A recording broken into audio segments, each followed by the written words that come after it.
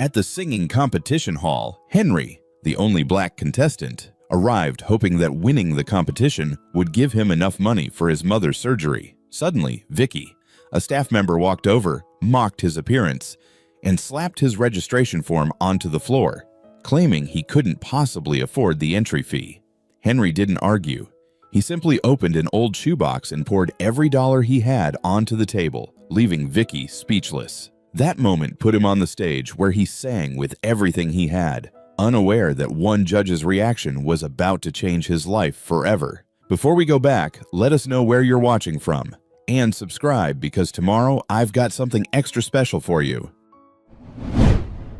We're looking for refined young gentlemen, not street kids who'll dirty up our stage. Vicky Harper didn't even look up from her laptop when she said it. Her manicured nails kept clicking across the keyboard with that annoying precision. Henry stood on the other side of the registration desk, his worn hoodie still damp from the walk over. He'd heard the words clearly, but his brain needed a second to process them, to confirm that yes, this woman had actually just said that to his face. "I'm here to register for the talent competition," he said, keeping his voice steady. Now Vicky looked up. Her eyes traveled from his face down to his mud-stained sneakers, lingering on every tear in his jeans, every frayed edge of his hoodie. When her gaze finally made it back to his face, her expression had settled into something that looked like disgust. "How old are you?" 10. Vicky picked up the form Henry had placed on the desk with 2 fingers, holding it away from her body. Her eyes scanned the paper quickly, her lips pressing into a thin line.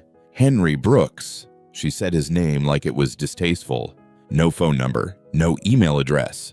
We don't have a computer right now." "I see." Vicky set the form down without smoothing it out. "Henry, let me be direct. This program is designed for children with proper training. Our participants have been taking voice lessons since they were 5, 6 years old. They have coaches, stage experience." She leaned back in her chair, crossing her arms.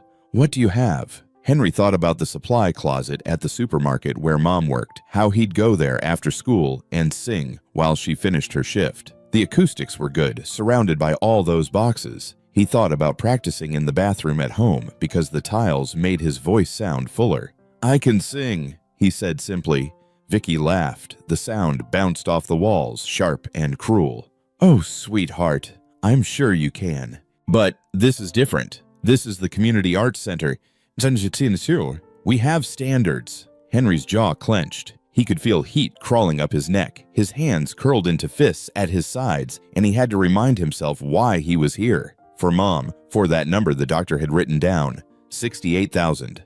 "I have the registration fee." Vicky's smile sharpened. "The fee is $240, Henry. That's not pocket change." "I know. And your mother approved this, sending you out in the rain with that much money?" Vicky's eyebrow arched. "That seems irresponsible." Something in Henry's chest tightened. "She's sick. She's in the hospital." For a split second, something flickered across Vicky's face, but it vanished quickly. "I'm sorry to hear that," she said, though her tone suggested otherwise. "But that doesn't change reality. This competition isn't for children without proper preparation. You'd be setting yourself up for embarrassment." "I won't fail." "You don't know that." "Yes, I do." The certainty in his voice made Vicky pause. Then she picked up his registration form again, held it up to the light, and, without warning, let it drop. The paper fluttered down and landed directly in the puddle of rainwater around Henry's feet. Henry stared at his form lying in the dirty water. He watched the paper darken as it soaked up the puddle, watched his carefully written letters start to blur. Within seconds, it was ruined. "Oops," Vicky said flatly. She reached for a tissue.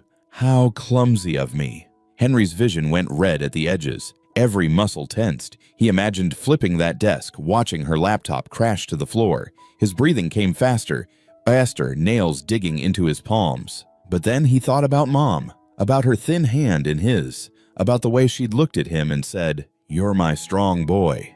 He crouched down slowly and picked up the soggy paper. Water dripped from it, running down his wrists.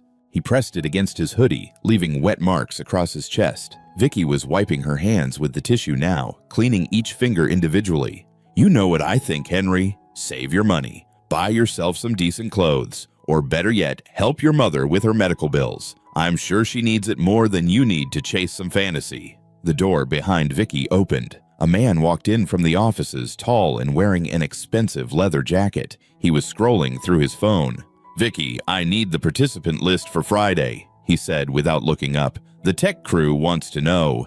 He stopped mid-sentence. His thumb froze on his phone screen. Henry had turned at the sound, and now the man was staring at him. His face had gone pale, mouth slightly open. The phone slipped in his hand and he caught it awkwardly. The man's dark eyes were locked on Henry's face, not his dirty clothes, just his face, his eyes. "Who is this?" the man asked, his voice rough. Vicky straightened. "Mr. Harrington, this is just a walk-in. I was explaining that our program requires—" "Cole Harrington," Henry interrupted. He recognized the name from the flyer. "You're the guest judge." Cole seemed to shake himself. "Yeah, that's me." His voice was quiet now, careful. "What's your name?" "Henry Brooks." Something passed across Cole's face when he heard the last name. His jaw tightened. "Brooks," he repeated slowly. "Yes, sir." Strange silence. Vicky looked between them, confused. Henry just stood there with his ruined form against his chest, water dripping onto the floor. Cole forced himself to focus. "What's going on here?" "Nothing of concern," Vicky said quickly. "I was simply explaining our standards." "She dropped my form in the water." Henry's voice came out stronger than expected, and she said I'd dirty up the stage. Cole's expression changed. His eyebrows drew together. "You said what?" "Mr. Harrington, I was maintaining our standards." "Did you say that to him?" Vicky's mouth opened and closed. The exact wording may have been, "Did you or didn't you?" Vicky glanced at Henry, nervousness crossing her face. "I may have expressed concerns about proper preparation." "Right." Cole looked at the wet floor, at Henry's soaked form, then back at Vicky. "What's the registration fee?" $240, Henry answered. Cole's eyes came back to him. "You have that?" Henry nodded. He bent down and picked up the shoebox by his feet. Old Nike box, corners patched with duct tape. The cardboard was soft from being opened and closed hundreds of times. "Henry, perhaps we should discuss." Vicky started, but Henry was already lifting the lid. He turned it upside down over her desk. The money exploded out. Quarters bounced across the desk. Dollar bills scattered across her keyboard. Pennies hit the floor with sharp pings. Nickels spun before falling flat. Vicky jerked back so fast her chair hit the wall. Her hands flew up. Henry started sorting immediately, smoothing each bill, stacking them in neat piles. His hands moved with practiced efficiency. $1 here, $5 there, quarters in a separate pile. Cole moved closer. He wasn't watching the money. He was watching Henry's hands, the calluses on his palms, the dirt under his fingernails, the automatic precision. 4 minutes of rustling bills and clinking coins. Finally, Henry looked up. $240, not a penny short. Vicky stared at the money. "Where did you get this?" "I earned it." "Earned it how?" "Mowing lawns, washing cars, whatever work I could find." Henry met her eyes. "Took me a year." A year of 5 a.m. Saturdays. A year of blistered hands. A year of dumping earnings into this box and watching the pile grow so slowly. "You're 10 years old," Vicky said weakly. "Yes, ma'am." Cole was staring at Henry with that strange expression, like he was looking at a ghost. "You earned all of this yourself? For a singing competition?" Henry hesitated. He thought about Mom in that hospital bed, about stage 3, about $68,000, about the competition prize, $75,000, the only number bigger than $68,000 that he could reach. "Yes, sir." Vicky pulled a sanitizing wipe from her drawer, scrubbing each finger. "Even with the fee paid, you need to understand what you're walking into. The other participants have been training since they were toddlers." "Then he'll work harder." Cole's voice cut through. He picked up a blank form and handed it to Henry. "Fill this out. Clean copy." Vicky's head snapped toward him. "Mr. Harrington, as program director," "And I don't care." Cole's tone made Vicky go silent. "This competition is open to any child who can pay the fee. That's what we advertised." "Are you suggesting we exclude certain applicants based on economic background?" Vicky's face flushed red. "Of course not." "Good. We're done here." Vicky began collecting the money with her fingertips, dropping each piece into an envelope like they were contaminated. "Fine. He can register. But when he embarrasses himself, don't blame me." Henry filled out the new form carefully. When he finished, he slid it across. Vicky stamped it hard. "Preliminary round is Friday at 6 p.m. Don't be late." "I will." Henry picked up his empty shoebox and turned toward the door. His heart was hammering, but he kept his shoulders straight. He was almost to the door when Cole spoke. "Henry." He stopped, turned back. Cole stood with his hands in his pockets, and there was something in his expression like pain, like recognition. "Good luck," Cole said quietly. Henry nodded once, then pushed through the door into the rain. Behind him, Vicky's sharp voice. "That child is going to humiliate himself." And Cole's response, barely audible. "Maybe, or maybe we're all about to be surprised." The apartment smelled like bleach and something medicinal that Henry couldn't quite name. He'd scrubbed the bathroom that morning before school, trying to get rid of the mildew that kept coming back, no matter how many times he cleaned it. The faucet in the kitchen was dripping again, that slow, steady drip that drove him crazy at night when he was trying to sleep. Henry stood on a chair now, wrench in hand, trying to tighten the connection under the sink. His arms ached from holding them up for so long, and his fingers kept slipping on the metal. He'd watched a YouTube video at the library about fixing faucets, but the guy in the video had made it look a lot easier than it actually was. "Baby, you don't have to do that." Henry looked over his shoulder. His mom, Diane, was standing in the doorway of her bedroom, one hand braced against the frame for support. She'd lost more weight since the hospital stay. Her cheekbones were sharp now, visible in a way that made Henry's stomach hurt. The scarf wrapped around her head was slipping, showing patches of scalp where her hair had fallen out. "I got it, Mom." Henry turned back to the faucet, giving the wrench another twist. "Just needs to be tighter." "Henry James Brooks." Her voice was firmer now, with that edge mothers get when they're about to put their foot down. "Get down from there." "Almost done." "Now!" Henry sighed and climbed down from the chair. Water dripped onto his shirt from where he'd been working. He wiped his hands on his jeans and looked at his mom. Really looked at her. She was wearing the same pajamas she'd had on for 3 days. There were dark circles under her eyes that looked like bruises. "You should be resting," he said. Diane moved slowly into the kitchen, each step careful and measured. She reached out and touched Henry's face, her palm cool against his cheek. "And you should be playing with your friends, being a kid." Henry pulled away gently. "I don't have time for that." "Baby." "Mom, don't." Henry's voice came out sharper than he intended. He took a breath, tried again. "I'm fine. We're fine." But they weren't fine.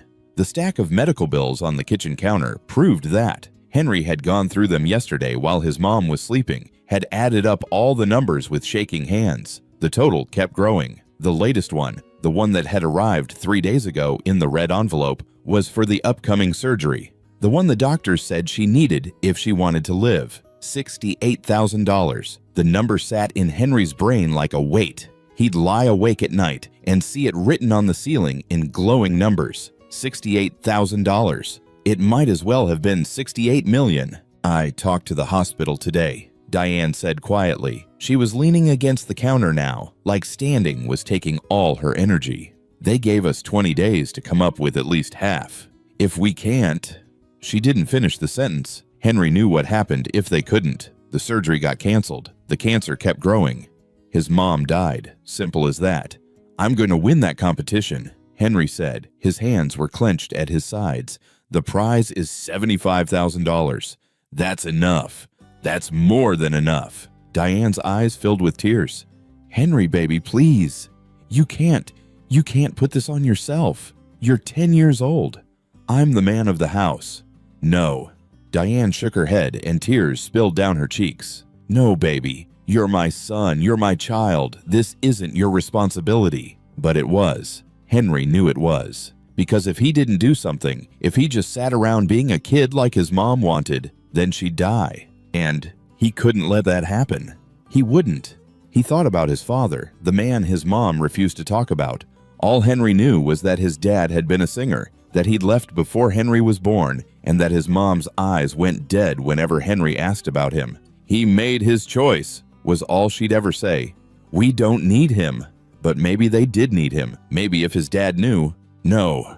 Henry pushed the thought away. His father had left, had chosen his career over his family, had decided that a baby would tie him down and keep him from being successful. Henry had overheard his mom talking to her sister on the phone once, late at night, when she thought he was asleep. He'd heard the whole story, how his father had said he needed freedom to create, how he'd walked out and never looked back. So fine, they'd do it without him. Henry walked to his room, barely big enough for his twin mattress on the floor and a plastic crate that held his clothes. On the wall, he'd taped up the competition flyer. The words were printed in bold letters: Youth Talent Showcase, Grand Prize, $75,000 plus exclusive training contract. Beneath it, he'd taped the hospital bill, the one with $68,000 in red numbers at the bottom. Henry picked up a roll of athletic tape from his crate, the kind coaches use to wrap sprained ankles. He'd found it in a dumpster behind the high school. He tore off a strip and wrapped it around his wrist, tight enough to feel it. Then he took a marker and wrote on the tape, in capital letters,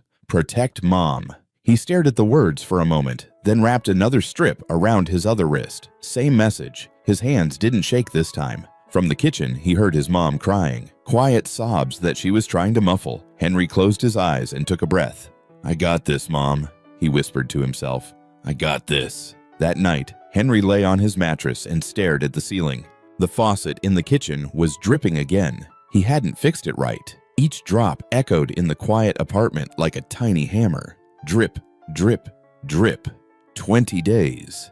The surgery was scheduled for 20 days from now, which meant he had 19 days to win the competition, collect the prize money, and pay the hospital. It was tight, really tight, but it was possible. Henry rolled onto his side and looked at the words on his wrists. Protect Mom.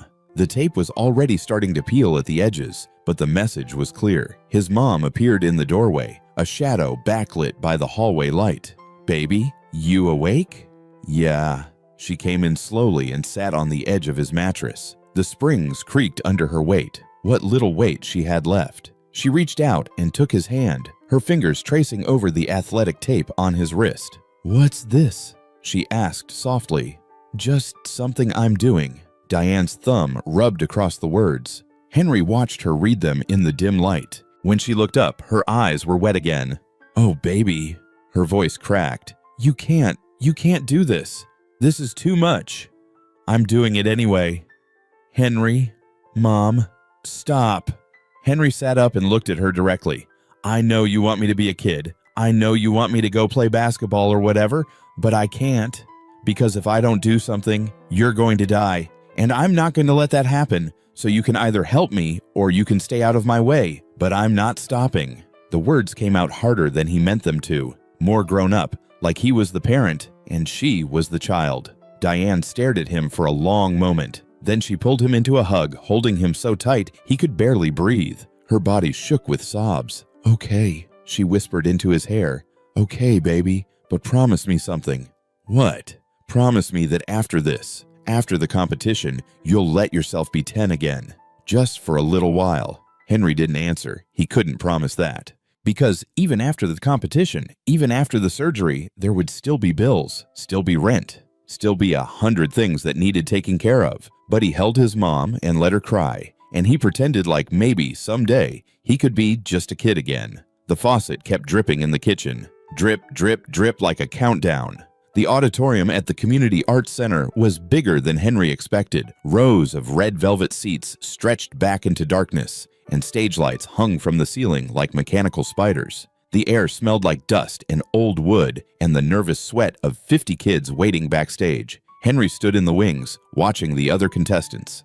They all looked like they belonged here. Designer clothes, professional haircuts, parents hovering nearby with water bottles and vocal spray and words of encouragement. A boy about Henry's age was warming up near the curtain, running through scales while his mom, dressed in a pantsuit that probably cost more than Henry's rent, made notes on a clipboard. The kid was good, really good. His voice was clear and controlled, hitting each note with precision. "That's Julian Harper," someone whispered next to Henry. "Vicky's son. He's been training since he was 4. Henry glanced over. A girl maybe 12 years old was standing there, wearing a sparkly dress that caught the stage lights. "He's going to win," the girl continued. "Everyone knows it. His mom basically runs this place." "We'll see," Henry said quietly. The girl looked him up and down, taking in his clean but worn jeans, his button-up shirt from Goodwill that didn't quite fit right. "You're that kid, the one from the video." Henry's stomach tightened. The video. He'd forgotten about that. After he'd registered, someone in the lobby had filmed the whole thing with the shoebox and the money. It had gone viral, 5 million views in 2 days. People were calling him Soul Boy and the kid who paid in quarters. "Yeah," he admitted. "That was cool, what you did." The girl smiled. "I'm Sarah." "Henry."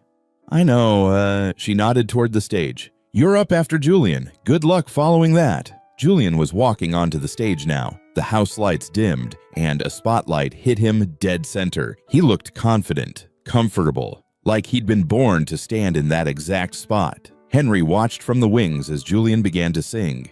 It was a current pop song, something that had been on the radio all summer. Julian's voice was technically perfect. Every run was clean, every note was on pitch. His choreography was smooth, professional, the kind of performance that came from years of expensive lessons. The audience, mostly parents and competition staff, applauded politely when he finished. From her seat in the judges section, Vicky was beaming. She held up her scorecard, 8.8. The other judges gave similar scores, all except Cole Harrington, who sat at the end of the table, his expression unreadable. He held up an 8.5. "Next up," the announcer called, "we have contestant number 45, Henry Brooks." Henry felt his heart kick into overdrive. His palms were sweating. The tape around his wrists suddenly felt too tight. He walked onto the stage. The spotlight was blinding. He couldn't see the audience, could barely see the judges' table. All he could see was white light and the dark shapes of people watching him. "Contestant 45. Vicky's voice came from somewhere in the darkness. "Driffates. RS. Dripping with false sweetness. "A self-sponsored entry from the Labor District. No accompaniment requested." Henry heard the whispers that rippled through the crowd. He saw Julian watching from backstage, a smirk on his face. Henry walked to the microphone at center stage, his hand wrapped around it, and the metal was cold against his palm. He could see the words on his wrist, "Protect Mom." The stage manager gave him a nod. The auditorium went silent. Henry closed his eyes. He thought about his mom in that hospital bed, about the way her hand had felt in his. So thin, so fragile. He thought about that number, $68,000, and about the surgery she needed. He thought about the supply closet at the supermarket where he'd practiced, about the bathroom tiles that made his voice sound bigger than it was. He opened his mouth and began to sing. The song was, "A Change Is Gonna Come." Old Sam Cooke, older than Henry by decades. But he'd heard it on the radio once, and something about it had reached inside his chest and grabbed hold. His voice came out rough at first, nervous, but then something shifted. He stopped thinking about the judges and the audience and Julian Harper watching from backstage. He stopped thinking about being 10 years old and poor and scared. He just sang. His voice wasn't pretty like Julian's. It was raw, rough around the edges, but it had something that technical perfection couldn't teach. It had soul. It had pain. It had the weight of every hard thing Henry had ever lived through packed into every note. The words poured out of him like he'd lived them, like he'd been born tired, like he'd carried burdens too heavy for shoulders his size. When he hit the high notes, his face scrunched up, eyebrows drawn together, lips pulled tight, exactly the way Cole Harrington's face looked on his old album covers. In the judges section, Cole dropped his pen. It clattered on the table, and he didn't even notice. He was staring at Henry like he'd seen a ghost. Henry's eyes were closed, but if they'd been open, he would have seen people in the audience leaning forward in their seats. He would have seen Sarah backstage with her mouth hanging open. He would have seen Julian's smirk disappear. The song built to its climax. Henry's voice cracked on one of the high notes. Not perfectly, not cleanly, but somehow it made it more real, more honest. When the last note faded, there was silence. Then the audience erupted. People were standing up, actually standing. Henry opened his eyes, blinking in the spotlight, confused by the sound of applause thundering through the auditorium. At the judges' table, Cole Harrington had his face in his hands. His shoulders were shaking. Vicky was frozen, her scorecard still blank in front of her. The other judges were on their feet, clapping. Henry just stood there, gripping the microphone, trying to understand what had just happened. "Scores, please," the announcer called. The judges held up their cards one by one. 9.5, 9.7, 9.2. Then Vicky. Her hand was shaking slightly as she held up her card, 7.5. The audience booed. Someone shouted, "Are you kidding me?" Vicky's face flushed red, but she kept the card up. Lack of technical fundamentals, she said into her microphone. Raw talent isn't enough. Finally, Cole. He lowered his hands from his face. His eyes were red. He picked up his scorecard, and for a moment, he just looked at Henry, really looked at him. Then he held up his card. 10. The audience roared. Henry's average score, even with Vicky's 7.5, was the highest of the preliminary round. As he walked off stage, his legs felt like water. Julian was standing in the wings, and for a second, their eyes met. Julian opened his mouth like he was going to say something, then closed it. He just nodded once. Sarah grabbed Henry's arm as he passed. Oh my God, that was... I need some air, Henry managed to say. He pushed through the backstage door and into the alley behind the building. The night air was cool on his face. His hands were shaking. His whole body was shaking. He'd done it. He'd actually done it. Behind him, the door opened. Henry turned, expecting Sarah or maybe one of the other contestants. It was Cole Harrington. The music producer stood there in the doorway, the light from inside silhouetting him. He didn't say anything for a long moment, just looked at Henry with that same expression from before, like he was seeing something that hurt. That was... Cole's voice was rough. He cleared his throat. Where did you learn to sing like that? I taught myself mostly. Watched videos at the library. Videos. Cole laughed, but it wasn't a happy sound. You taught yourself to sing like that from videos. Henry didn't know what to say to that, so he stayed quiet. Cole took a step forward. When you were singing, when you hit those high notes, you do this thing with your eyebrows. You scrunch them together. Okay? I do the same thing. Cole's hands were in his pockets, and he looked uncomfortable. I've always done it, since I was a kid. Henry felt something cold settle in his stomach. So? Cole stopped, shook his head. Nothing.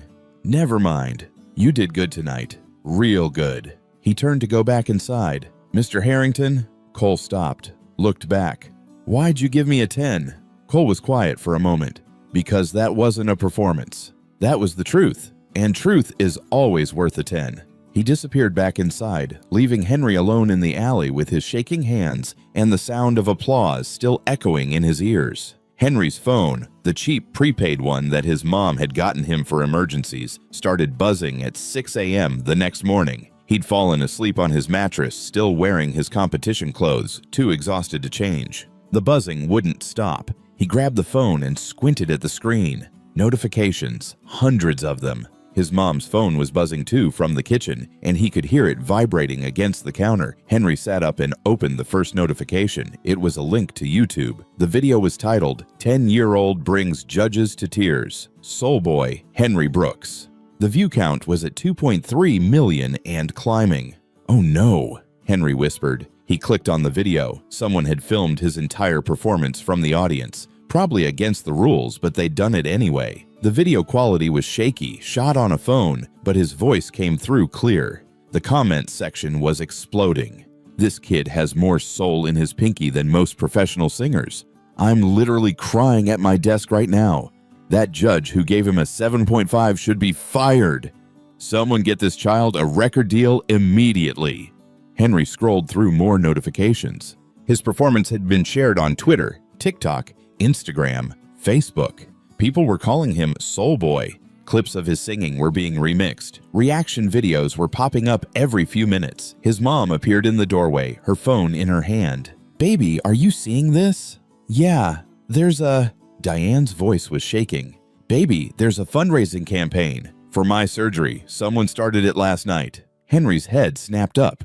What? Diane showed him her phone. Sure enough, someone had created a GoFundMe with the title, Help Soul Boy Henry Save His Mom. There was a picture of Henry from the competition, and below it, a description of his mom's cancer and the surgery she needed. The goal was set at $68,000. The current amount raised, $22,000. $22,000, Henry breathed. In one night. His mom was crying, her hand over her mouth. People are so good. People are so... But Henry's mind was already calculating. $22,000 was incredible. Amazing. More money than he'd ever imagined having. But it still left $46,000 to go. And the surgery was in 19 days. Even if donations kept coming in at this rate, they wouldn't make it in time. He needed to win the competition. The prize money was still their best shot. By the time Henry got to school that Monday, everything had changed. Kids who'd never talked to him before were stopping him in the hallway. Teachers who'd barely noticed him were suddenly patting him on the back. Even Principal Morrison called him into the office, not to punish him, but to shake his hand and tell him how proud the school was. It felt wrong, all of it. These same kids had ignored him last week. These same teachers had looked right through him. Now they cared because he was famous on the internet. During lunch, Henry sat alone in the corner of the cafeteria like always. But this time, people kept coming over. "Yo, Henry, can I get a selfie?" "Henry, my mom is like obsessed with your video. Can you sing something right now?" Henry kept his head down, picking at his free lunch tray. He just wanted them to leave him alone. "Leave him alone!" Julian Harper's voice cut through the chatter. "Can't you see he's trying to eat?" The crowd dispersed slowly. Julian stood there with his own lunch tray, looking uncomfortable. "Can I sit?" Julian asked. Henry shrugged. "It's a free country." Julian sat down across from him. For a minute, neither of them said anything. "Your performance was really good," Julian finally said. "I mean it. You're really talented." "Thanks." "My mom is pissed." Julian gave a small laugh. "She's been on the phone all weekend, calling her lawyer friends, trying to find a way to—" He stopped, like he'd said too much. Henry looked up sharply. "A way to what?" "Nothing. Forget I said anything." But Henry could see it in Julian's face. Guilt, worry, something that looked like a warning. "What's your mom planning?" Henry asked quietly. Julian hesitated, then he leaned forward and lowered his voice. "Look, I'm not supposed to know this, okay? But I overheard her on the phone. She's looking into your background, trying to find anything she can use to disqualify you." Henry's stomach dropped. "Disqualify me? For what?" "I don't know, but knowing my mom, she'll find something. She always does." Julian stood up, picking up his tray. "Just be careful. Watch your back." He walked away, leaving Henry sitting there with a sick feeling spreading through his chest. The email came at 11 a.m. on the day of the finals. Henry was in his apartment, getting ready to leave for the competition. He'd borrowed a suit from the church, someone's donation that almost fit. His mom was braiding her headscarf in the bathroom mirror, trying to make herself look stronger than she felt. Henry's phone buzzed. An email from the competition office. Subject: Urgent. Competition eligibility issue. His hands were shaking as he opened it. "Dear Mr. Brooks, it has come to our attention that you may be in violation of the competition's eligibility requirements. Specifically, we have discovered a YouTube channel registered under the name Street Corner Singing that appears to belong to you. This channel contains numerous videos featuring copyrighted music performed without proper licensing. Per Section 12.3 of the competition rules, all contestants must be in good standing with copyright law. The use of copyrighted material without proper licensing is a violation of federal law and grounds for immediate disqualification. To maintain your eligibility, you must provide documentation of proper licensing for all copyrighted material performed on the aforementioned YouTube channel. This documentation must be submitted to the competition office no later than 1 p.m. today. Failure to provide adequate documentation will result in permanent disqualification from this and all future competitions hosted by the Community Arts Center. Sincerely, Vicky Harper Program Director. Henry read the email 3 times. Then he clicked on the link to the YouTube channel she'd referenced. It was his old channel, the one he'd started when he was 8 years old, before he knew anything about copyright or licensing or any of it. Just videos of him singing covers of songs he liked, filmed on his mom's phone. He'd stopped posting to it over a year ago, had basically forgotten it existed. There were maybe 40 videos total, all covers of popular songs. "Mom!" Henry's voice came out strangled. "Mom, we have a problem." Diane came out of the bathroom. "What is it?" Henry showed her the email. He watched the color drain from her face as she read it. "Licensing documentation?" Diane's voice was shaking. "Baby, we can't afford." "I know.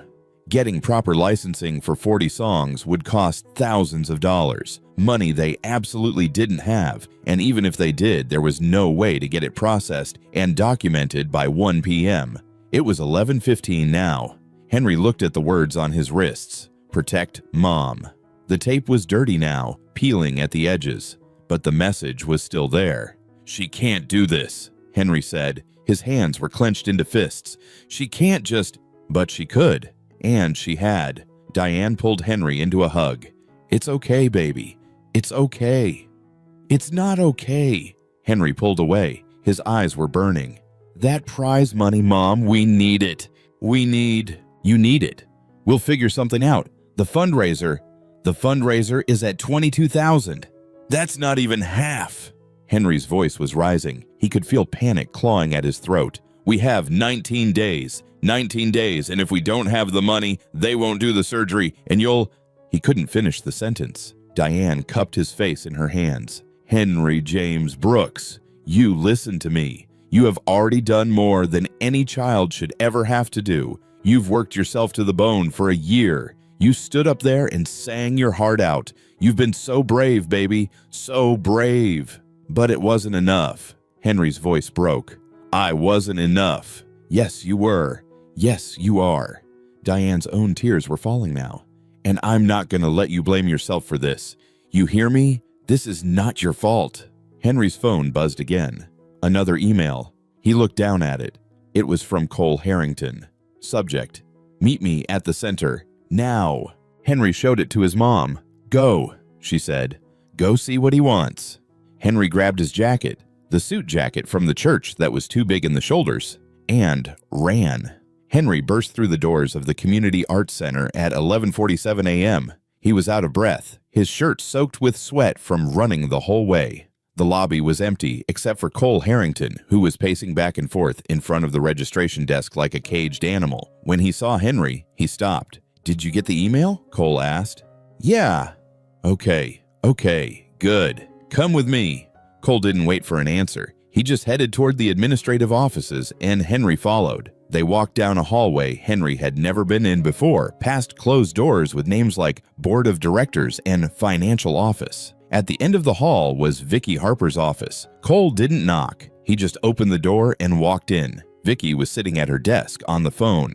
When she saw them, her expression shifted from surprise to annoyance to something that looked almost like fear. "I'll call you back," she said into the phone, and hung up. "Vicky." Cole's voice was cold. "We need to talk." "Mr. Harrington, this is highly inappropriate." "Inappropriate?" Cole laughed, but there was no humor in it. "You want to talk about inappropriate? Let's talk about how you're using copyright law to exclude a 10-year-old child from a competition." Vicky straightened in her chair. "I'm simply enforcing the rules that were—" "Bullshit." The word came out flat and hard. "You waited until the morning of the finals to send that email. You waited until there was no possible way he could comply. That's not enforcing rules. That's sabotage."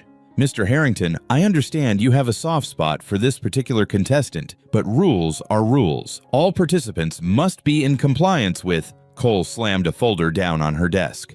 The sound made both Vicky and Henry jump. "You want to talk about copyright compliance?" Cole flipped open the folder. "Let's talk about your son's submission video, the one he used for his application, the one where he's performing choreography to a remix of a Drake song." Cole pulled out a printed screenshot.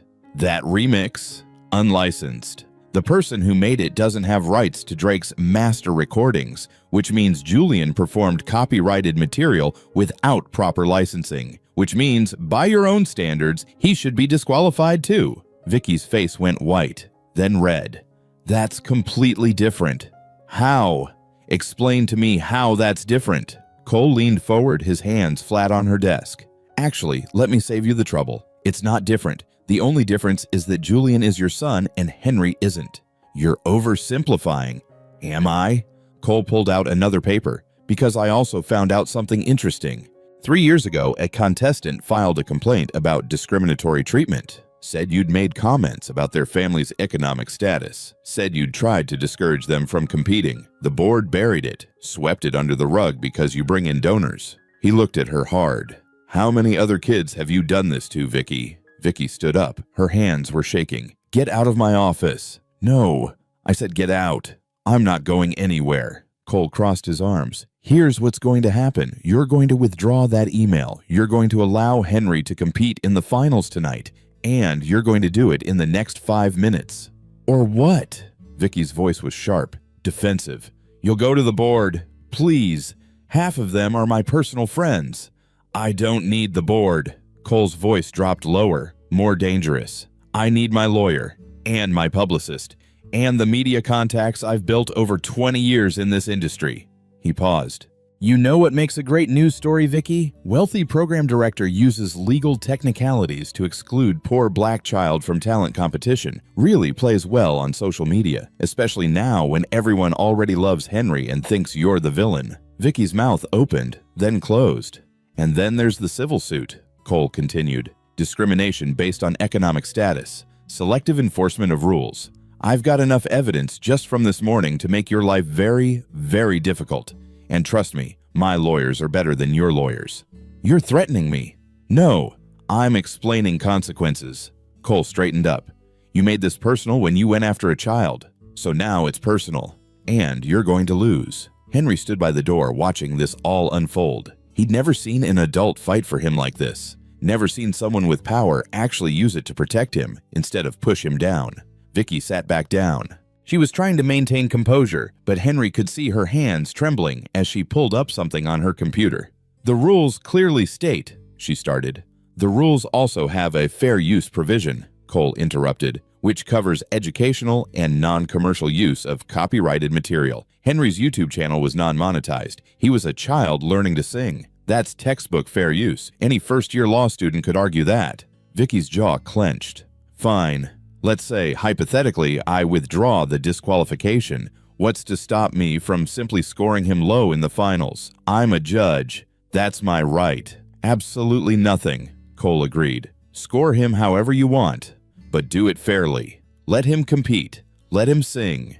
Then you can judge him on his actual performance, not on his economic background or your personal vendetta." The office was silent, except for the hum of Vicky's computer. Henry could hear his own heartbeat in his ears. Finally, Vicky clicked her mouse a few times. "The disqualification notice has been withdrawn. Henry Brooks is reinstated as a finalist." She looked up at Cole with pure hatred in her eyes. "But this conversation isn't over." "Yes, it is." Cole turned and put his hand on Henry's shoulder, steering him toward the door. "Come on, kid. You've got a competition to win." They left Vicky sitting at her desk, her hands still shaking with barely contained rage. In the hallway, Henry stopped and looked up at Cole. "Why'd you do that?" Cole was quiet for a moment. His hand was still on Henry's shoulder, and Henry could feel it trembling slightly. "Because somebody should have done it for me," Cole said quietly. "A long time ago." Before Henry could ask what that meant, Cole's phone rang. He pulled it out, looked at the screen, and his expression changed to something Henry couldn't read. "I have to take this," Cole said. "But Henry, go home, rest, eat something. Be back here at 5:30 for sound check. And don't let what happened this morning get in your head. You belong on that stage tonight. You understand me?" Henry nodded. Cole answered his phone and walked away, his voice echoing down the hallway.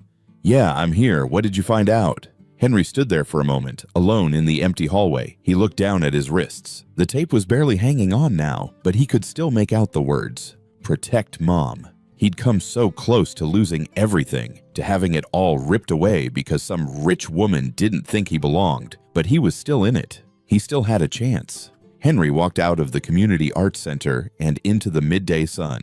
His hands weren't shaking anymore. He had 5 hours until the finals. 5 hours to prepare for the most important performance of his life. He started walking home, and with each step, he felt a little bit stronger. The auditorium was packed, every seat filled, people standing in the back, news cameras set up in the rear, real news cameras from actual TV stations. The video of Henry's preliminary round had gone so viral that local media was covering the finals like it was a sporting event. Backstage was chaos. Contestants running through last-minute vocal warm-ups, parents adjusting costumes, stage crew shouting directions. Henry stood in the corner, away from it all. He was wearing the suit from the church. Someone had taken it to a tailor that afternoon and adjusted it for free after hearing his story. It actually fit now, made him look older, more serious. His mom was with him. She'd insisted on coming despite how weak she felt. She was sitting in a folding chair, the headscarf wrapped carefully around her head, but she was smiling, actually smiling.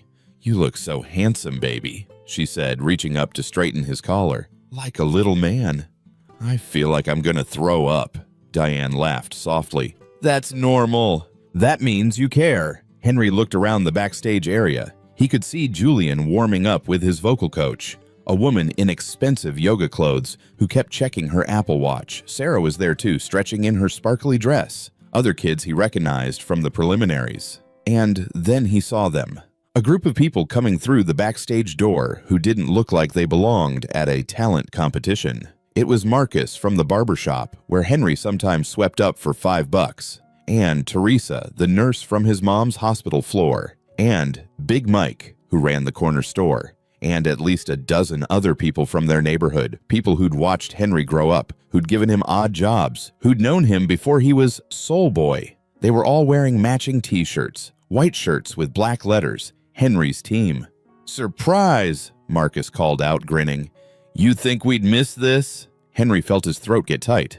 His mom stood up from her chair and walked over to them, and they surrounded her with hugs and words of encouragement.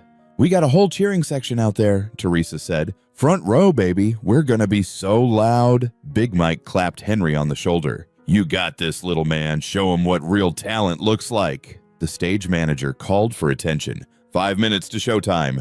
Finalists, please line up in performance order. The backstage area shifted, people moving into position, parents giving last kisses and pep talks, contestants bouncing on their toes, shaking out their nerves. Henry was performing 5th out of 8 finalists. Julian was performing 3rd. The lights in the auditorium dimmed. The crowd noise swelled, then quieted. The competition had begun. Henry watched the first 2 performances from the wings. Both were good, really good. A 12-year-old girl who sang opera. A 13-year-old boy who did this incredible jazz number with a full band accompaniment. Then it was Julian's turn. Julian walked onto the stage like he owned it. No nervousness, no hesitation. He'd been preparing for this his entire life. The music started, a soulful ballad, the kind that showed off range and control. Julian's voice filled the auditorium, pure and precise. Every note exactly where it needed to be. Every run executed perfectly. It was a masterclass in technical singing. The audience applauded when he finished. Strong applause. Appreciative, but not the kind of applause that comes from deep in the gut. Not the kind that makes people jump to their feet. Julian walked off stage past Henry. Their eyes met. "Good luck," Julian said quietly, and Henry could tell he meant it. "Thanks." The 4th performer went on. Another strong showing. The judges were giving out scores in the high 8s, low 9s. This was a stacked competition. Then the stage manager touched Henry's shoulder. "You're up, kid." Henry took a breath. His mom squeezed his hand. "Remember," she whispered, "sing it like you mean it. That's all that matters." Henry walked onto the stage. The spotlight hit him. En fait, and for a second, he was blind. Then his eyes adjusted, and he could see everything. The packed auditorium, the news cameras, the judge's table where Vicky sat with her arms crossed, looking like she'd rather be anywhere else. Cole at the end of the table sitting forward with his hands clasped. And in the front row, Henry's team, Marcus and Teresa and Big Mike and all the others wearing their white shirts grinning up at him. The announcer introduced him. Contestant number 45, Henry Brooks, performing an original arrangement. The stage went quiet. Henry stepped up to the microphone. No backing track this time, no instruments, just him and his voice and the words he needed to say. He looked at the words on his wrists one more time, "Protect Mom." Then he began to sing.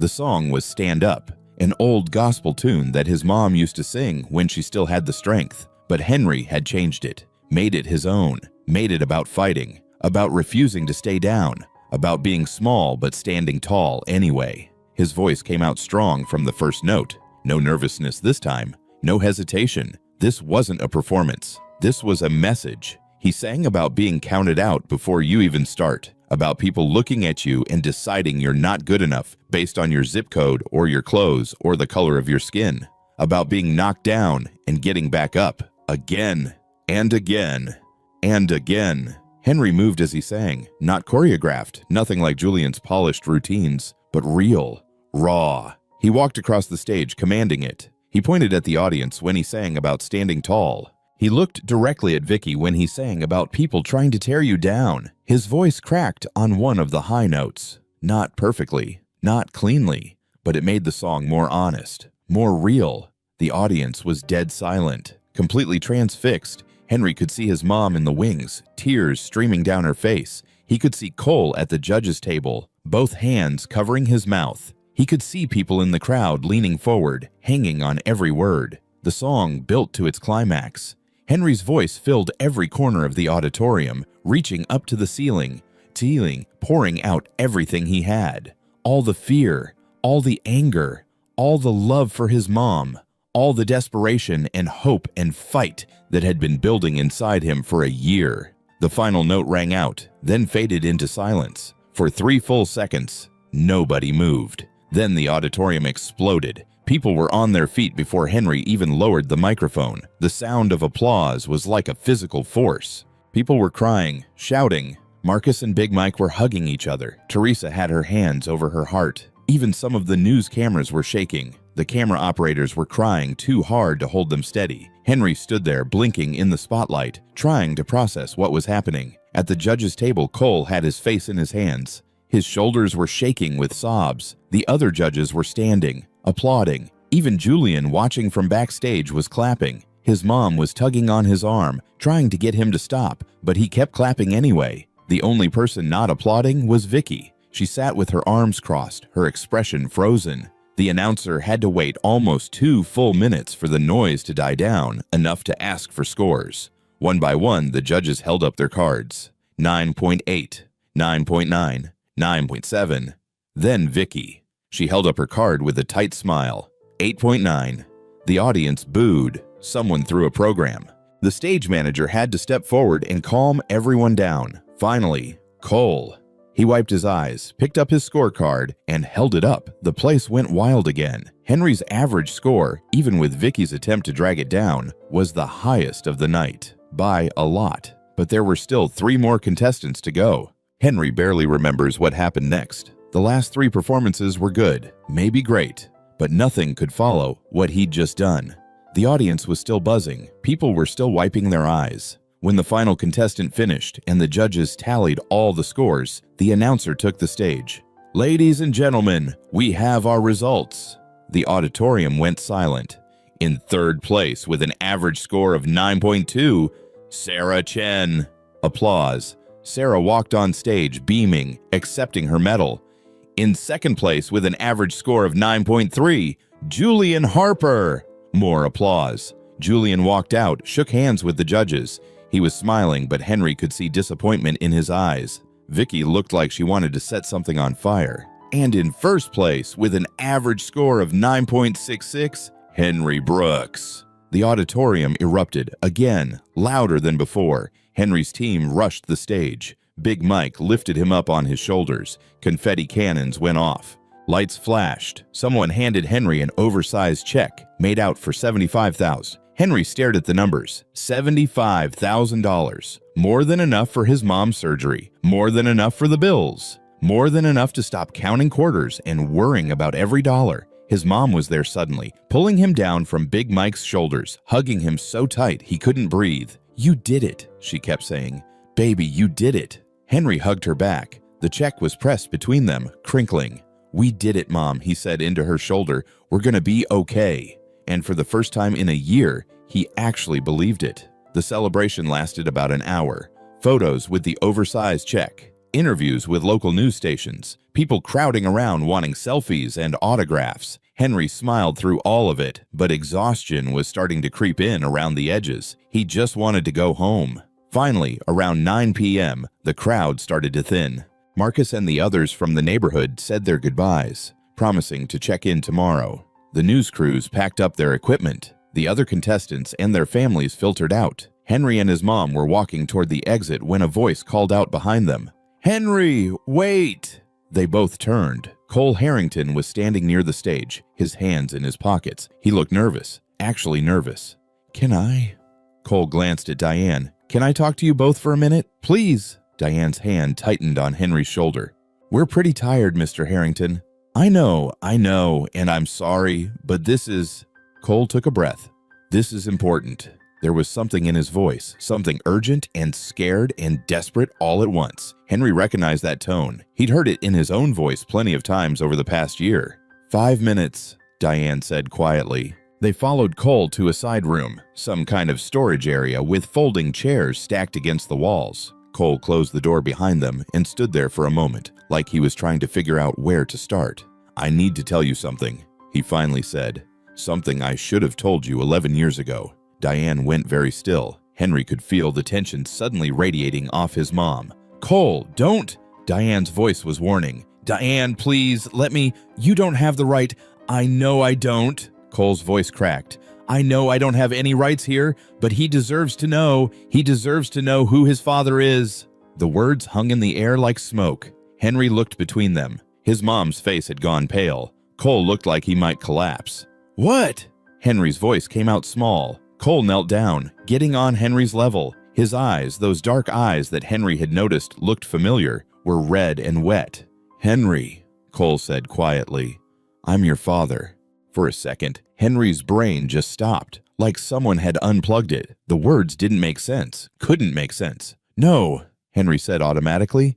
"No, my mom said he was a singer," Cole finished.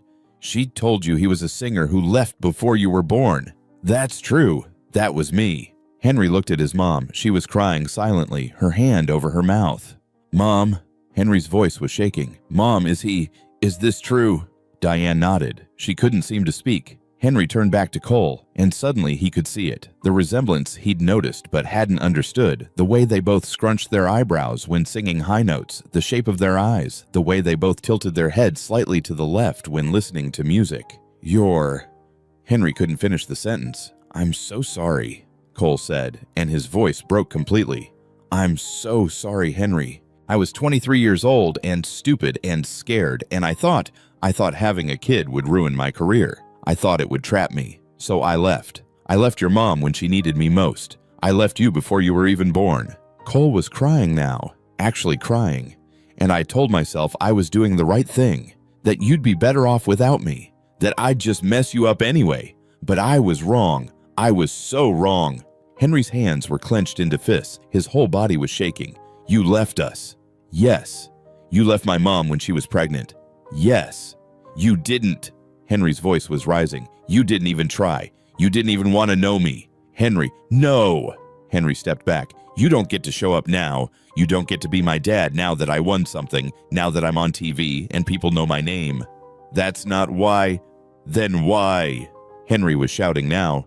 "Why now? Why not when we were getting evicted? Why not when Mom got sick? Why not when I was 8 years old selling lemonade to buy groceries?" Cole flinched like he'd been hit. "I didn't know. I swear to God, Henry, I didn't know." "You could have known. You could have checked. You could have cared." Henry's face was wet with tears. He didn't remember starting to cry. "But you didn't, because we weren't important enough. You are important. Don't." Henry's voice went cold. "Don't tell me I'm important now. Don't tell me you care now, because it's too late." Cole pulled something from his jacket pocket, a folded piece of paper. He held it out to Henry with shaking hands. "This is a receipt," Cole said quietly. "From the hospital. I paid your mom's surgery bill this morning. All of it. $68,000. The surgery is scheduled for next week, and it's completely covered. The post-op care, too. Everything." Henry stared at the paper but didn't take it. "The prize money," Cole continued. "You can keep that. Use it for whatever you want. College fund, new apartment, whatever. But you don't need it for the surgery anymore. That's taken care of." "Why?" Henry's voice was barely a whisper. "Because..." Cole's breath hitched. "Because I can't fix the past 11 years. I can't go back and be there when you needed me. But I can do this. I can make sure you don't lose your mom. I can make sure you don't have to carry that weight anymore." He set the paper on a folding chair when Henry still wouldn't take it. "I'm not asking for forgiveness," Cole said. "I don't deserve it. I'm not asking to be your dad. I know I'm not your dad. I'm just asking you to let me help. Please." Henry looked at his mom. She was still crying, arms wrapped around herself. He looked at Cole, this stranger who was apparently his father, this famous music producer who'd left them to chase his dreams, who'd built a whole life and career while Henry was growing up in poverty, wearing secondhand clothes, counting quarters in a shoebox. Henry thought about what it would mean to accept this, to let Cole in, to have a father. Then he thought about all the nights he'd lain awake wondering why his dad didn't want him, all the times he'd seen other kids with their fathers and felt that hollow ache in his chest, all the years of his mom working herself sick to provide for them alone. "You paid for the surgery," Henry said slowly. "Yes." "Thank you for that. That's—" Henry's voice cracked. "That's really good. That'll save my mom's life." Cole's face lit up with hope. "But that doesn't make you my dad." Henry's words came out hard, final. "You're Cole Harrington. You're a music producer. You're someone who judged my performance. But you're not my dad. My dad wouldn't have left." The hope in Cole's face shattered. "Henry," Diane started. "No, Mom, I'm sorry, but no." And Henry looked at Cole directly. "Thank you for paying for the surgery. Really, thank you. But I don't need a father now. I've been fine without one for 10 years. I'll be fine for 10 more. He walked to the door, pulled it open. "Henry, please." Cole's voice was desperate. Henry stopped in the doorway, didn't turn around. "If you really want to help," Henry said quietly, "then just don't make this harder. Don't try to be something you're not. Just let us go." He walked out, his mom following a moment later. Behind them, they could hear Cole sobbing, raw, broken sounds that echoed in the empty storage room. Henry didn't look back. The parking lot was mostly empty now, just a few cars scattered under the streetlights. Henry and his mom walked in silence toward the bus stop, their footsteps echoing off the pavement. Henry was carrying the oversized check. It was awkward and didn't fold, so he had to carry it flat like a surfboard. The receipt Cole had given them was in his mom's purse. Proof that the surgery was paid for. Proof that, at least medically, they were gonna be okay. But Henry didn't feel okay. His chest felt tight. His eyes burned. His hands were shaking again, and he shoved them in his pockets to hide it. "Baby," Diane said softly, "do you want to talk about it?" "No." They kept walking. "He really did pay for everything," Diane continued. "The hospital called me this afternoon to confirm. The surgery, the post-op care, the medications, it's all covered." "I know." "That's a good thing, Henry. That's a really good thing." "I know, Mom." "He's trying." "I said I don't want to talk about it." Henry's voice came out sharper than he meant. He took a breath. "Sorry, I can't right now." Diane nodded and went quiet. They reached the bus stop. The next bus wasn't due for another 15 minutes. They sat on the bench, the oversized check propped between them. Henry looked at the numbers again. 75,000. Money that was supposed to save his mom. Money he'd worked a year to be able to compete for. Money that didn't matter anymore because Cole Harrington had written a bigger check. Part of Henry was relieved, grateful. The surgery was happening. His mom would live. But another part, a bigger part, felt angry, cheated almost, like his win had been diminished somehow, like everything he'd done had been for nothing because Cole had just swooped in at the end and fixed it with his credit card. "You know what the worst part is," Henry said quietly. "What, baby?" "I wanted to save you. I wanted to be the one who fixed it. I wanted to—" His voice cracked. "I wanted to be enough." Diane pulled him into a hug. "Oh, Henry, baby, you are enough. You've always been enough. But I didn't save you. He did." "No." Diane pulled back and held his face in her hands. "You saved me long before tonight. Every morning you got up early to work. Every time you practiced until your voice was raw. Every time you took care of me when you should have been outside playing. You saved me with your love, baby, with your courage. Cole he just wrote a check. But you gave me everything." Henry wiped his eyes on his sleeve. "I don't want him to be my dad." "I know. I mean it. I don't care that he paid for the surgery. I don't care that we have the same eyes or whatever. He left us." "Yes, he did. So why do I feel bad?" Henry looked at his mom. "Why do I feel bad for telling him to go away?" Diane sighed. "Because you're a good person. Because even when someone hurts you, it's hard to hurt them back. That's not weakness, baby. That's strength." Headlights swept across them, but it wasn't the bus. It was a car. A nice car. It pulled into the parking lot and stopped a few feet away. Cole got out. "I'll leave if you want me to," he called out. "I will. I needed to say one more thing." Henry stood up. "We said everything." "I know what I am to you," Cole interrupted. "I know I'm not your dad. I know I don't deserve to be. But maybe I could be something else. He walked closer, stopping a respectful distance away. I can't change the past, Cole said, but I can be here now. Not as your father. I know I lost that right, but maybe as, I don't know, someone who wants to help, someone who wants to support your career, be your manager, your mentor, whatever you need. I don't need anything from you. I know, but maybe I need something from you. Cole's voice was quiet. Maybe I need the chance to do something right, to be someone you can count on, even if it's not as a father. Henry stared at him, at this stranger who was his biological father but had never been his dad. This man who'd built a successful career while Henry had grown up poor, who'd written a check that saved his mom's life but couldn't erase 11 years of absence. What do you want from me? Henry asked. Nothing. I want to give you something. A chance. An opportunity. Cole took a breath. I work with a lot of artists, young artists. I could help you develop your talent, really develop it. Voice coaching, stage presence, connecting you with the right people. Not because you're my son, because you're talented, because what you did on that stage tonight was extraordinary. I don't... Think about it, Cole said. Don't answer now. Just think about it. I'm giving you my number. He pulled out a business card and held it out. Henry didn't move. Cole set the card on the bench next to Diane. If you ever want my help, with music, with anything, call.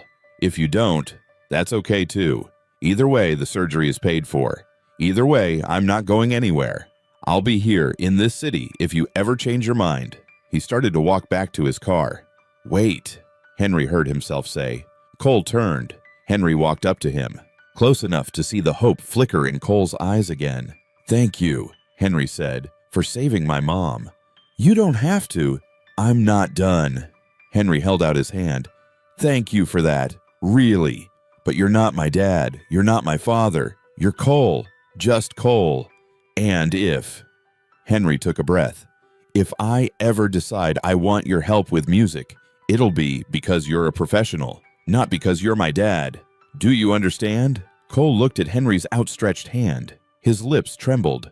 I understand. Good. Cole took Henry's hand and shook it, a firm, formal handshake, like two professionals meeting, like two men, not like father and son. Thank you, Henry, Cole said, his voice thick. For giving me even this much. Henry nodded once, then pulled his hand back and returned to the bus stop. Cole stood there for a moment, looking like he wanted to say more. Then he got in his car and drove away. Diane pulled Henry close. That was very grown up of you. I don't feel grown up. I feel tired. I know, baby. The bus finally arrived. They climbed on, Henry struggling with the oversized check. The driver recognized him. Hey, you're that kid from the news, and didn't make them pay. As the bus pulled away from the community arts center, Henry looked back. The building was dark now, all the lights off, the parking lot empty. Tomorrow, the real work would begin. They'd schedule his mom's surgery, figure out what to do with the prize money. Maybe Henry would think about Cole's offer. But tonight, he was just tired. He leaned against his mom's shoulder and closed his eyes. We did it, Diane whispered, kissing the top of his head. Yeah, Henry said. We did. And for the first time in a year, the weight on his shoulders felt just a little bit lighter. 1 year later, the arena was massive. 20,000 seats, all filled. Stage lights that could be seen from space. A sound system that made the community arts center look like someone's basement. Henry stood backstage looking through a gap in the curtain at the crowd. His hands should have been shaking. A year ago, they would have been. But now he was calm. 5 minutes, Henry, the stage manager said, passing by with a headset and a clipboard. Henry nodded. He was wearing a new suit, actually his this time, tailored to fit. His mom had taken him shopping last month with some of the prize money. You need to look professional, she'd insisted. You're a real artist now. A real artist. Henry still wasn't used to that phrase. The past year had been a whirlwind. After the competition, 3 record labels had reached out wanting to sign him. Talk shows had called. Concert venues had offered bookings. It had been overwhelming. That's when Henry had made the call. Cole's business card had sat on their kitchen counter for 2 weeks before Henry finally picked up the phone. The conversation had been awkward, formal. Henry had been clear about the boundaries.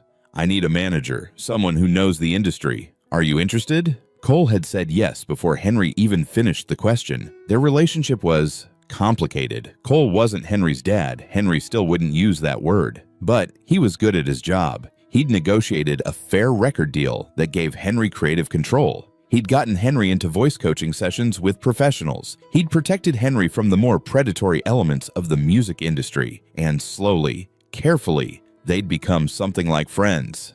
"How you feeling?" Cole's voice came from behind him. Henry turned. Cole was wearing his usual uniform, nice jeans and a leather jacket. His hair was graying at the temples now, and he looked tired, but he was smiling. "Good," Henry said. "Ready. Your mom's in the VIP box with your aunt. She looks great, by the way. Really healthy." The surgery had been successful. The cancer was gone. Really gone. Diane had finished her treatment 6 months ago and had been declared in remission. She'd gained back the weight she'd lost. Her hair had grown back, thick and beautiful. She was working again, but not at the supermarket. She was managing Henry's schedule now, handling his bookings and appearances. They'd moved out of the cramped apartment into a small house with a yard. Nothing fancy. Henry had insisted on that. "We don't need a mansion," he'd said. "Just something nice." "Julian's here tonight," Cole said. "He wanted me to tell you good luck." Henry smiled. Julian had become an actual friend. After the competition, they'd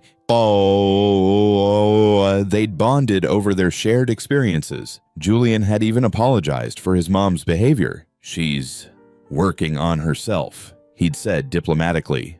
Vicky had been quietly removed from her position at the Community Arts Center after an investigation into her treatment of contestants. Julian seemed happier now, less pressure. "Tell him thanks," Henry said. "You should tell him yourself. He's in the green room." Henry found Julian sitting on a couch, scrolling through his phone. When he saw Henry, he jumped up.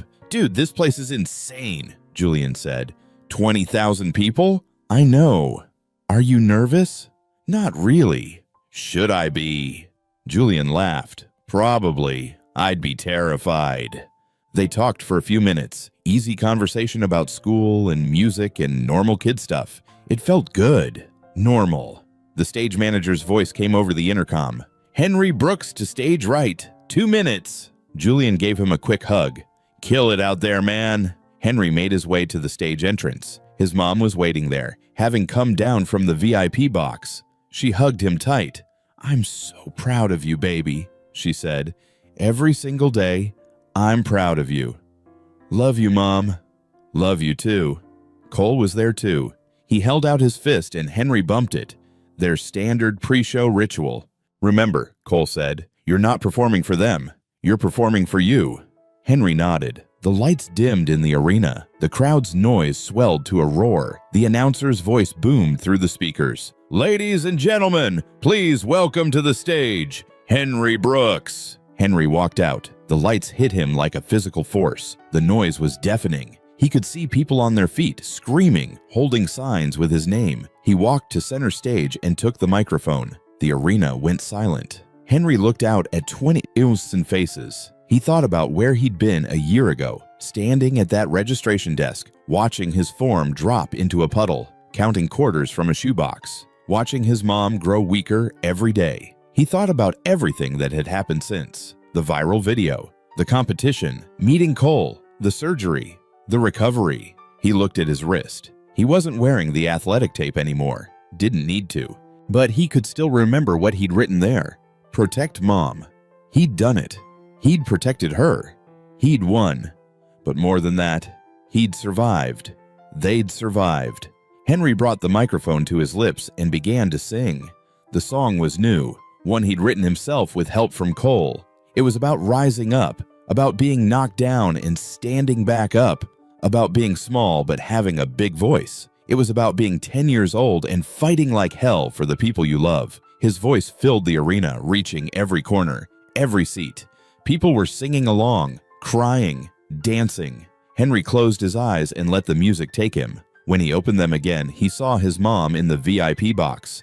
She was on her feet, hands over her heart, tears streaming down her face. Next to her, Cole was watching. And maybe, just maybe, Henry could see something like pride in his eyes. Not the pride of a father exactly, but the pride of someone who'd helped, who'd shown up when it mattered. The song built to its climax. Henry's voice soared up, up, up, higher than he'd ever sung before. Strong and sure and unbreakable. The final note rang out. 20,000 people erupted. Henry stood there, breathing hard, smiling for real. He waved to the crowd, but his eyes found his mom first, then Cole, then Julian somewhere in the audience. All the people who'd helped him get here, all the people who'd believed in him.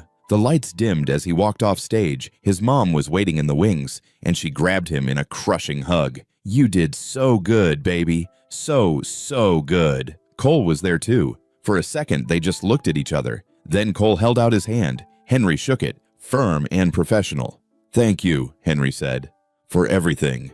"No," Cole said quietly. "Thank you for giving me the chance to be part of this, even if it's just Cole," Henry finished. Cole smiled. Just Cole. And somehow, that was enough. 6 months later, Henry walked through the doors of the Community Arts Center for the first time since the finals. The lobby looked the same. Same fluorescent lights, same red carpet, same registration desk. But everything felt different now. "You okay?" his mom asked, touching his shoulder. "Yeah, just weird being back." They were here for the new talent competition, the first one since Henry's win. Cole had convinced Henry to come as a guest speaker to talk to the new contestants about his journey. "It'll be good for them to hear your story," Cole had said. "Show them that success doesn't always come from privilege." The lobby was filled with kids and parents. Registration was happening at the same desk where Vicky Harper had once sat, but Vicky was gone now. A new program director had been hired, a woman named Michelle Torres, who actually seemed to care about giving all kids a fair shot. Michelle saw Henry and waved. "Henry, thank you so much for coming." "No problem." "The kids are so excited to meet you. We've got about 50 contestants this year, biggest turnout we've ever had. I think your story inspired a lot of families to give this a try." Henry looked around the lobby. He saw kids who looked like him, kids with worn-out shoes and clothes that didn't quite fit, kids who probably counted every dollar, kids who were carrying dreams bigger than their circumstances. But he also saw kids like Julian had been, well-dressed, well-trained, clearly from families with resources. Everyone mixed together, no separation, no judgment. "Things have changed here," Henry said. "That's thanks to you," Michelle said. "After everything that happened, the board did a complete overhaul of our policies. No more discrimination, no more favoritism. Every kid gets a fair shot now."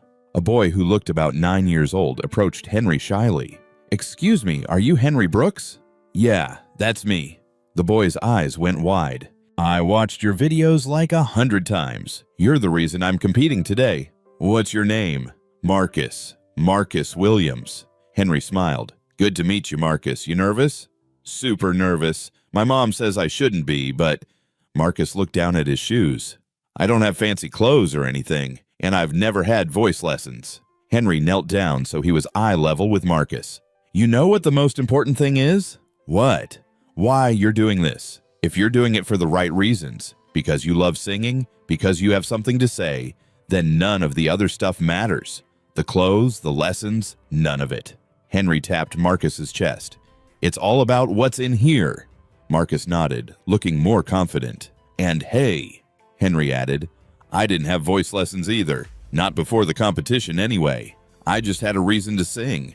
Find your reason, and you'll be fine." After Marcus walked away, Henry noticed someone else watching from across the lobby. Julian was there with his mom. When their eyes met, Julian waved. Henry walked over. "Hey," Julian said. "Didn't expect to see you here. Didn't expect you to be here either. You competing again?"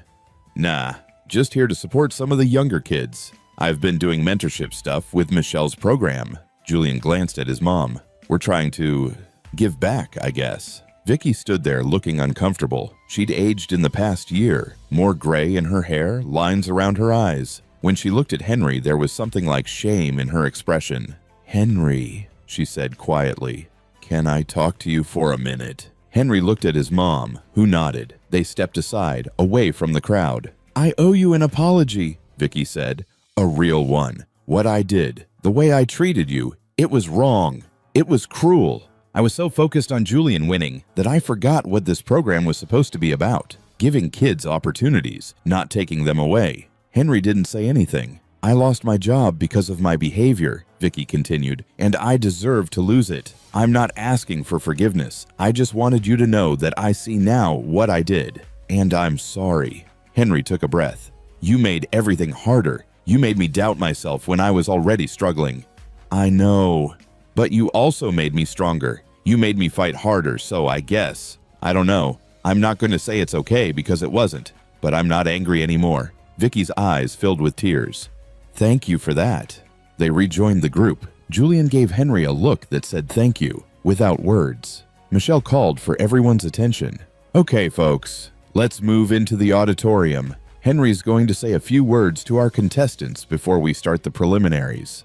The crowd filed into the auditorium. Henry walked backstage, his mom and Cole following. The stage looked exactly the same as it had a year and a half ago. Same lights, same microphone, but Henry wasn't scared this time. He walked out onto the stage. The contestants were sitting in the first few rows, looking up at him with wide eyes. Some were nervous, some were confident. All of them were hoping.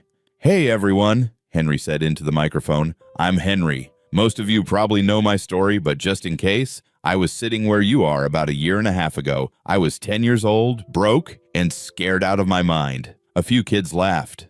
I didn't have training. I didn't have a vocal coach. I didn't even have decent clothes to wear. What I had was a reason. My mom was sick, and I needed to win this competition to save her life. He could see some of the kids leaning forward, hanging on every word.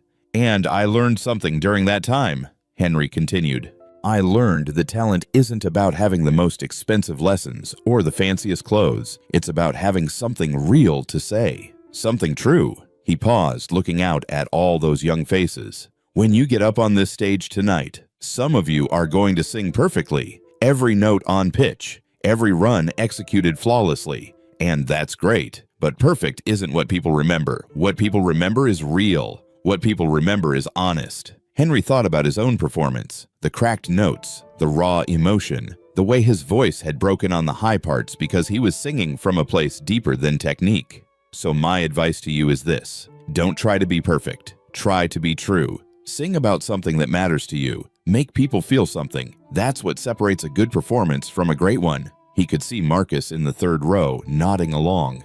And one more thing, Henry said. No matter what happens tonight, whether you win or lose, remember that this is just the beginning. This competition doesn't define you. Your talent, your work ethic, your character. That's what defines you. So go out there, do your best, and know that no matter what, you're already brave just for trying. The contestants applauded. Henry waved and walked off stage. His mom hugged him. That was beautiful, baby. Cole was standing there too. You're good at this, the mentorship thing. Maybe we should add that to your schedule. Visiting programs, talking to young artists. Maybe, Henry said. They watched the competition from the wings. Marcus went forth. His performance was rough, pitchy in places, nervous energy making him rush the tempo. But there was something there, something raw and real. He didn't win, didn't even place in the top 3. But when he came off stage, he was grinning. I did it, Marcus said to Henry. I was so scared, but I did it. You sure did. How'd it feel? Amazing. Terrifying. I want to do it again. Henry laughed. Then you will. Keep practicing. Keep working. This is just the start. Later, after the competition ended and the new winners were announced, Henry and his family walked out to the parking lot. Not to a bus stop this time. They had a car now. Nothing fancy, but it was theirs. Cole walked with them. You heading back to the studio tomorrow? Henry asked. Yeah, got a new artist coming in. Young kid, reminds me of you actually. Lots of raw talent, needs refinement. You'll be good for them, Cole smiled. Thanks. That means a lot, coming from you. They reached Henry's car. His mom got in the driver's seat. She'd gotten her license back once her health improved. Henry stood by the passenger door, looking back at the community arts center. You good? Cole asked. Yeah, just thinking. About? About how much has changed, how different everything is now. Cole nodded. Pretty different from a year and a half ago. Yeah. Henry looked at Cole, really looked at him. This man who was his biological father but had never been his dad. This man who'd abandoned them but who'd also paid for his mom's surgery. Who'd managed his career well. Who'd shown up, even if it was late. "Thanks," Henry said, "for everything, for being here, for helping." "You don't have to thank me." "I know, but I want to." There was a moment, brief but real, where they looked at each other and something passed between them. Not love exactly, not the bond between father and son, but something. Respect maybe, understanding. Cole held out his hand. Henry shook it. "See you next week?" Cole asked. "Studio session?" "Yeah, see you then." Henry got in the car, his mom started the engine, and they pulled out of the parking lot. As they drove away, Henry looked back one more time. Cole was standing there under the streetlight, watching them go. He raised his hand in a wave. Henry waved back. Then he turned forward, looking ahead at the road stretching out in front of them. Behind them was everything they'd survived. The poverty, the sickness, the fear, the struggle. Ahead was everything they'd built. The success, the health, the security, the future. His mom reached over and squeezed his hand. "Proud of you, baby," she said. "Proud of us," Henry corrected. She smiled. "Yeah, proud of us." They drove home together, leaving the community art center behind, but carrying its lessons forward. Henry was 15 now, still young, still learning, still growing. But he wasn't the same scared 10-year-old who'd stood at that registration desk counting quarters from a shoebox. He was Henry Brooks, professional singer, survivor, fighter, and, most importantly, his mother's son. He looked down at his wrist, at the place where the athletic tape used to be. The words weren't there anymore, but he could still feel them, tattooed on his heart. Protect Mom. Mission accomplished. Join us to share meaningful stories by hitting the like and subscribe buttons. Don't forget to turn on the notification bell to start your day with profound lessons and heartfelt empathy.